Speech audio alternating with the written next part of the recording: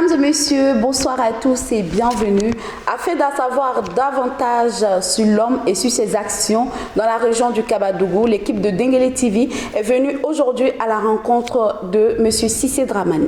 Bonsoir M. Cissé. Bonsoir Mariam. Et bienvenue, je le disais, c'est un honneur pour nous aujourd'hui de vous recevoir. Je suis très content d'être reçu par Denguélé Web TV. Je tiens à dire que nous suivons beaucoup au niveau de la diaspora Denguélé Web TV. C'est une télévision que nous encourageons, que nous suivons vraiment avec beaucoup d'intérêt. Et je suis très honoré d'être votre invité ce soir. Merci beaucoup à vous. Alors, dernièrement, on entend beaucoup parler de vous, M. Cissé Dramane, Mais qui êtes-vous réellement? Je voudrais savoir. Dramane Cissé, je suis Dramane Cissé. Je suis natif d'Odjéné, j'ai grandi ici. J'ai fait mon cursus scolaire ici, mes amis sont d'ici, j'aime à le dire, Odjéné c'est mon repère dans l'univers. Et je suis le président de la diaspora du Denguélé en Europe depuis bientôt plus de 2 ans. Je suis également professionnellement, je suis directeur général en charge du développement sur le groupe italien et groupe français depuis bientôt maintenant une vingtaine d'années en Europe. Alors, à Odjéné, quand on vous parle de Dramane Cissé, on le définit comme l'homme de culture, parce qu'avec vous, quand même, beaucoup de choses ont été faites dans la culture ici à Odjéné. Mais dernièrement, surtout aujourd'hui, nous vous avons vu procéder à une cérémonie de remise de dons de lits au CHR d'Odjéné. Après la culture, qu'est-ce qui vous a motivé à vous intéresser au social? Le social, en fait, c'est depuis toujours. J'aime à le dire, j'aime donner, pas parce que j'en ai beaucoup, mais j'aime donner parce que je sais, moi, ce que ça fait quand on n'a rien. Et ça, c'est depuis l'enfance. Donc, c'est ce qui me suit depuis toujours, le social. C'est une passion pour moi.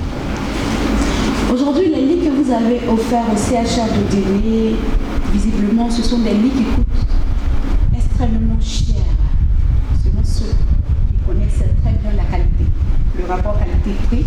Est-ce que vous pouvez nous donner une idée du coût de ces lits? Avant de vous donner une idée du coût des lits, je profite de votre caméra pour remercier nos partenaires européens, l'ONG L'Amour du Prochain avec mon ami Serge Quadio, qui sont nos partenaires, qui nous ont permis en fait d'acquérir ces lits. Donc Serge, je suis en face de la caméra de Denguélé Web TV. Merci à l'ONG L'Amour du Prochain. D'accord. Quelle a été la contribution de l'ONG? L'ONG, en fait, c'est elle qui est la croix de transmission entre les hôpitaux, entre les organismes et nous, associations qui sommes sur place. Donc, ils font un travail formidable de mise en relation. C'est la raison pour laquelle je tenais quand même à leur dire merci pour tout ce qu'ils font, qu'ils continuent de faire, parce que ces dons, ça ne va pas s'arrêter à ces lits d'hôpitaux. Il y aura d'autres choses, il y a d'autres partenariats que nous avons scellés avec cette ONG-là. Bon, en ce qui concerne le prix des lits, un lit coûte 6 000 euros. 6 000 euros, ça doit faire en CFA 3 500 000 et des bananes. Voilà. Alors, dernièrement, notamment sur les réseaux sociaux, le CHR d'Odjéné a été sujet de vives critiques. Je sais que vous avez suivi, comme les autres populations, de toutes ces critiques, tout ce qui s'est dit sur les réseaux sociaux par rapport au CHR. Oui, je dirais que c'est révoltant. Mais nous sommes conscients de ce problème depuis très longtemps. Peut-être que nous n'avons pas fait de tapage avec. Voilà, les lits que nous avons offerts aujourd'hui sont là depuis le mois de décembre. On devait faire le don en février ou en mars. C'est ce qui a coïncidé avec le Covid. Et bon, nous avons entendu, on est sorti du Covid, il y a eu le décès du Premier ministre candidat. Après, nous sommes rentrés dans les élections présidentielles. C'est ce qui a retardé. Mais j'avoue que depuis plus de 2 ou 3 ans, nous avons visité l'hôpital d'Odiéné. Et c'est d'ailleurs ça qui nous a motivés. C'est ce qui nous a motivés en fait à sceller ce partenariat pour apporter notre pierre. Nous n'avons pas voulu rester dans le constat, dans les critiques. Nous avons voulu impacter positivement. Donc c'est ce que nous essayons de faire, c'est ce que nous allons continuer de faire. Et d'ailleurs la semaine dernière, je suis allé visiter le CHR avec mon aîné, l'ancien Diaby, qui de façon spontanée a décidé de prendre en charge le bitumage. Et il y a beaucoup d'autres cadres de la région qui essaient d'apporter une solution durable au problème du CHR. Je pense que les populations ont bien réagi en interpellant surtout les pouvoirs publics pour que nous puissions au niveau de la région avoir un CHR réellement digne de ce nom. Alors, votre action sociale de ce jour n'est pas une réponse aux critiques sur les réseaux sociaux concernant le CHR? Non, pas du tout. Puisque je l'ai dit, en fait, le CHR, nous avons déjà fait un don au CHR il y a 2 ans. Comme je le disais, au risque de me répéter, il y a 2 ans, nous avons visité le CHR et nous avons vu réellement l'état lamentable dans lequel le CHR se trouvait. Et c'est dans cette optique-là, en fait, parce qu'il y a 2 solutions. Quand il y a des situations comme ça, soit on reste dans la critique acerbe, ou on passe à l'action. Nous avons choisi l'autre volet de dire, tiens, nous allons apporter notre petite contribution, et c'est ce que nous avons fait. Et d'ailleurs, ça ne va pas s'arrêter là. Je discutais avec le directeur de l'hôpital. Nous sommes en train de voir pour pouvoir créer un partenariat avec des hôpitaux au niveau de l'Europe, avec le CHR. Donc, les contacts sont vraiment bien partis. Et puis, bon, je pense que d'ici peu, voilà. C'est rassurant. C'est ça. C'est en tout cas rassurant pour la population d'attendre ça.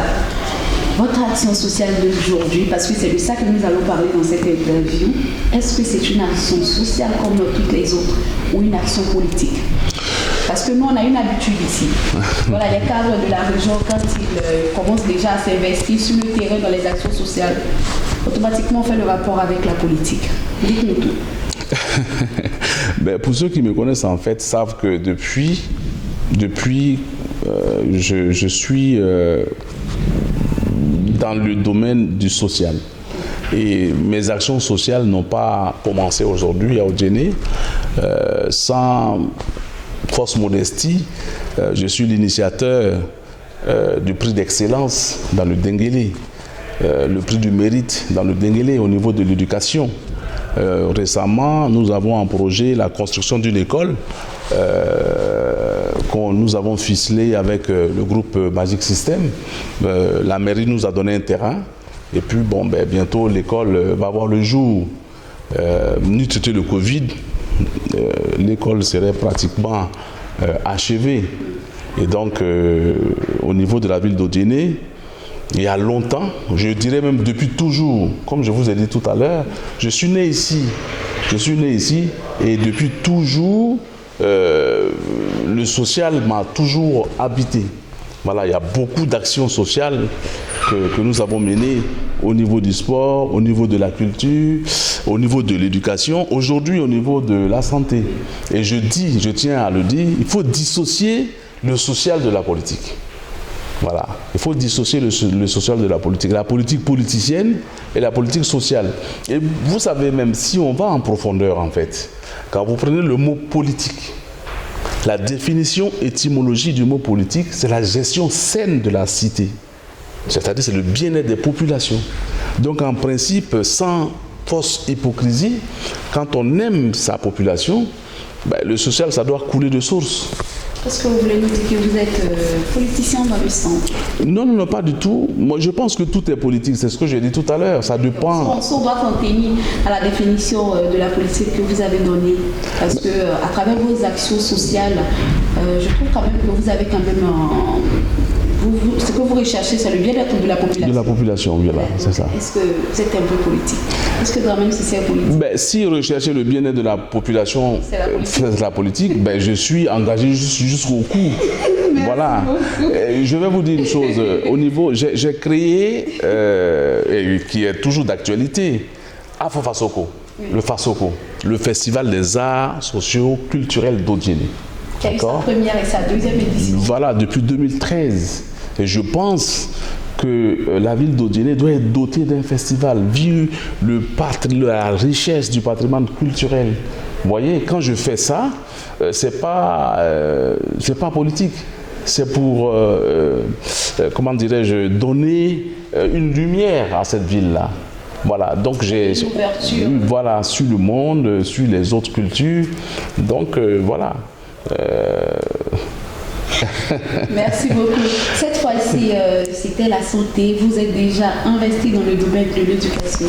Prochainement, ça sera quoi? Prochainement, ça va être l'éducation, parce que notre credo, en fait, en réalité, nous avons 3 credos. La culture, la santé et l'éducation. Et nous allons beaucoup plus miser sur l'éducation parce que, j'aime à le dire, l'éducation, en fait, c'est le socle de la construction d'un humain. Voilà, donc ça, un humain construit, c'est un festin pour l'humanité. Un humain déconstruit, c'est un dégât pour l'humanité. Donc nous allons beaucoup nous investir dans la culture, je dis bien, dans l'éducation. Voilà, dans l'éducation.